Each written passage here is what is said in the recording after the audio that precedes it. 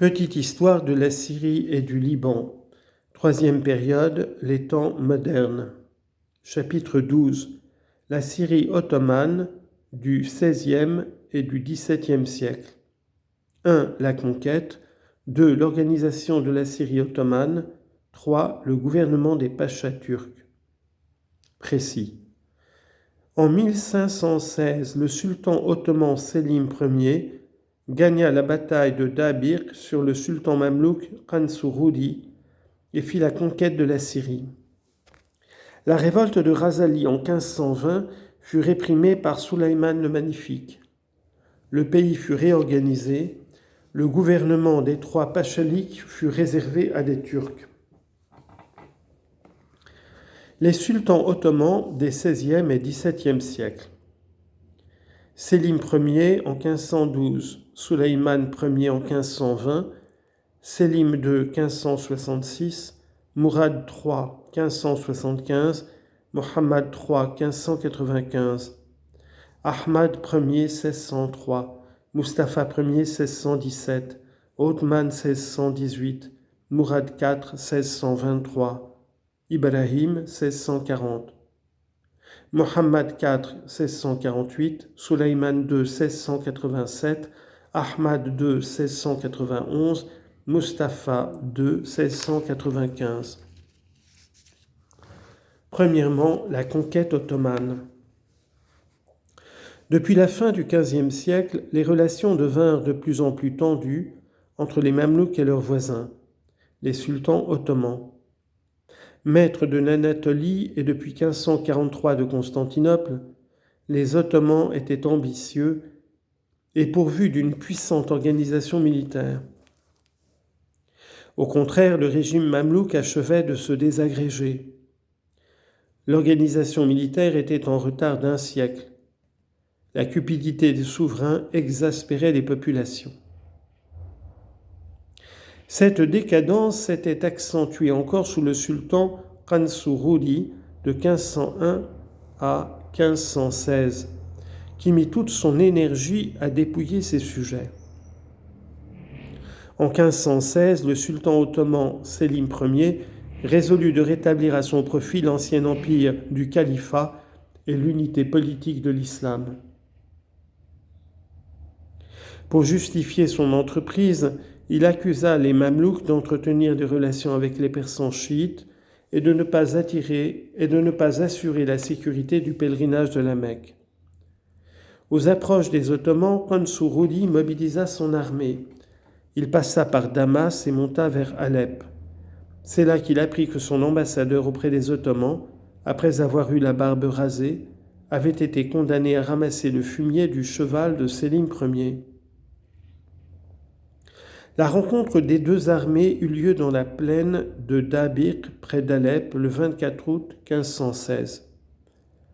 On voyait dans l'armée des Mamelouks le calife, les grands cadis des 4 rites, les chouyours principaux des soufis d'Égypte et de Syrie. On portait devant Rudi le Coran du calife Othman. La cavalerie mamelouk était incomparable, mais les Turcs gardèrent l'avantage grâce à leur artillerie et à l'infanterie des janissaires. Leur victoire complète fut assurée par la défection en pleine bataille de Khayr Bey, naïb d'Alep. Rudi disparut dans le combat. Alep ouvrit ses portes à Selim Ier et le reçut en triomphe. Hama, Homs n'opposèrent aucune résistance. Damas allait tenir quand la division se mit parmi les habitants. La ville capitula, Tripoli, Safad, Naplouse, Jérusalem n'avaient plus de gouverneur, elles se rendirent.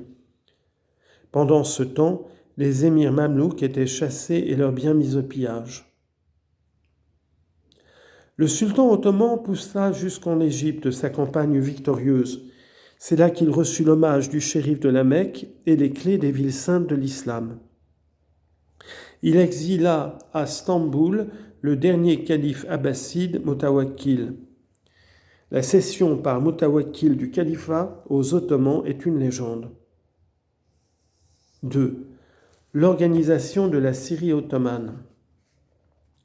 De retour d'Égypte, Sélim maintint en Syrie les anciennes niabas dont il confia le gouvernement à Razali, ancien naïb de Damas, à l'exception de la niaba d'Alep qui fut réservée à un pacha turc. Razali profita de la mort de Sélim Ier en 1520 pour se faire proclamer sultan sous le nom de Malik Ashraf. Sulayman le Magnifique, successeur de Sélim Ier, envoya contre Razali Ferhad Pacha avec une partie des soldats d'Anatolie. Razali fut attaqué et tué à Qaboun, près de Damas, en janvier 1521. Les Turcs exercèrent alors une répression sauvage. Un tiers de la ville de Damas, de ses quartiers, des bazars, des villages, des environs fut dévasté. Les janissaires devinrent la terreur de toute la Syrie.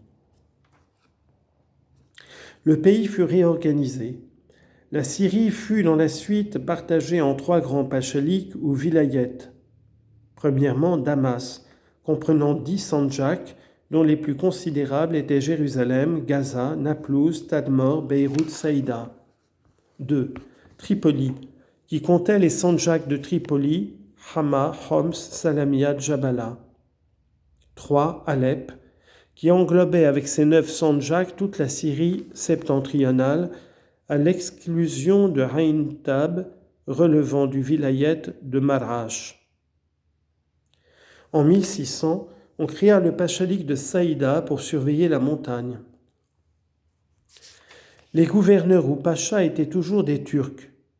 Toutefois, la famille damaskine des Adm réunit et conserva au XVIIIe siècle les 2 pachaliks de Damas et de Saïda et donna à la Syrie des gouverneurs qui comptèrent parmi les meilleurs. Le gouvernement des pachas turcs.